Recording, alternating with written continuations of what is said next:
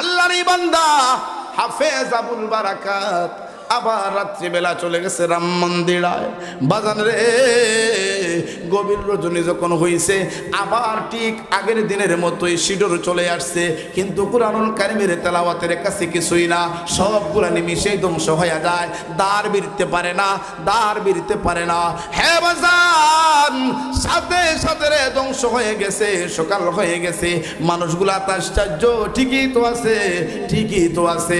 আল্লাহর কালাম এত দামি, আল্লাহর কালামের এত গুণ, আল্লাহর কালামের এত মুজিজা, এত সম্মান, আর দেরি করা যায় না। সাথে সাথে রে মালদ্বীপের মধ্যে হাজার হাজার লক্ষ লক্ষ মানুষ কালেমা পড়ে মুসলমান হয়ে গেছে। তাহলে কোরআনের সম্মান, কোরআনের মুজিজা আছে না নাই? আরো জোরে বলেন আছে না নাই? এটা কি এই